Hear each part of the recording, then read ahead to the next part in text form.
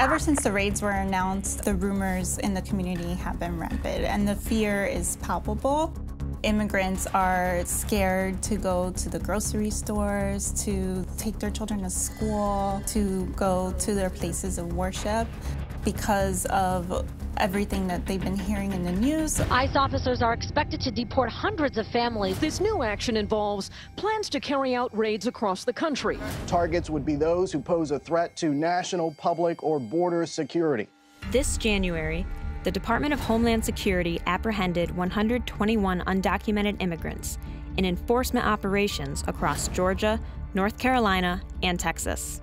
Now, there are new reports of what could be the largest series of raids to hit the U.S. this year. The month-long series will allegedly target undocumented immigrants who have crossed the border in the last 2 years and who have a signed document from a judge ordering their deportation. The idea that they were only going to do raids on a specific group of people is a complete lie, because we know that when immigration comes, they take anybody that has no documents, regardless of who they are.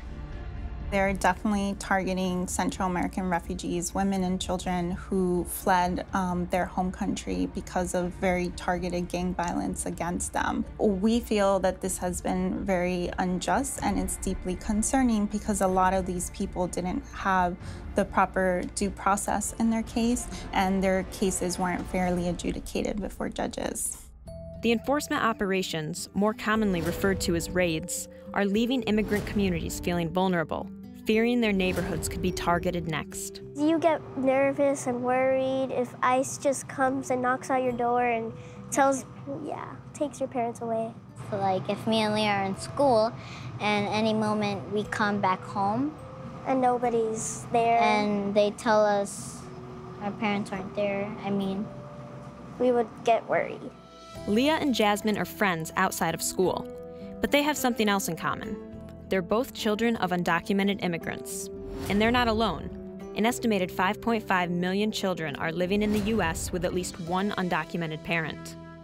Something hard to talk about and does cause, a lot of emotional issues. So we hope they do stop raids and deportations because, we've been through having to sleep on the street sometimes, just, parked anywhere.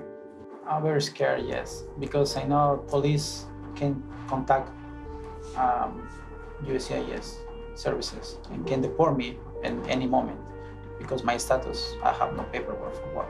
And I know I'm just driving, and I know that something the laws in the United States is you have no license, you can drive, but I have to work. So I have my wife and my daughter to support, and I have, like everybody else, trying to get better life here.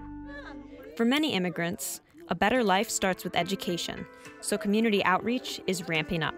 Ustedes tienen derechos. Organizations are focusing their resources to make sure immigrants know their rights. We try to break it down into 3 simple things. Don't say anything, don't sign anything, and don't open the door. El derecho más importante es que tienen el derecho. Immigration law is very complex, and although you have a right to attorney, you're not appointed an attorney, and that's regardless of your age. So that means that these unaccompanied minors that are 5 years old are expected to go before a judge and represent themselves. So the system is already set up in a way that's unfair. When asked for comment, U.S. Immigration and Customs Enforcement released this statement to Fusion. Current operations are a continuation of operations Secretary Johnson announced in January and March. ICE will continue to adhere to existing guidance to avoid the apprehension of individuals at sensitive locations. We must enforce the law consistent with our priorities.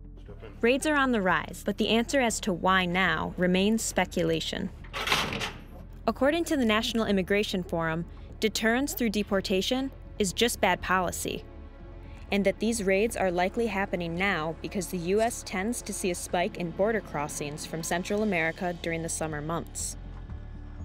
I feel like when you talk about immigration raids, you totally are sending the message that you don't care about the community, that you just want to create fear.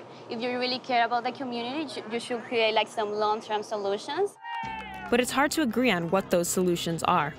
Immigration has been at the forefront of the discussion this presidential election cycle. Bring families together, not divide them up. We should be deporting criminals, not hardworking immigrant families. If it weren't for me you wouldn't even be talking about illegal immigration. He says a lot of bad words. Donald Trump should treat people equally. Hillary Clinton is my grandma. And Bernie Sanders is our grandpa. While President Obama has temporarily protected millions from deportation through executive actions, he has also deported more immigrants than any other president in U.S. history. And it's a shame that President Obama has such legacy with the immigrant community that worked so hard to put him in power. But the fight for comprehensive immigration reform doesn't end with President Obama. We tell our communities not to put their faith in politicians, but to put their faith in themselves, in our own power, because we want to make sure that they do the right thing for our community. I'm Carol Olney, and this is Fusion.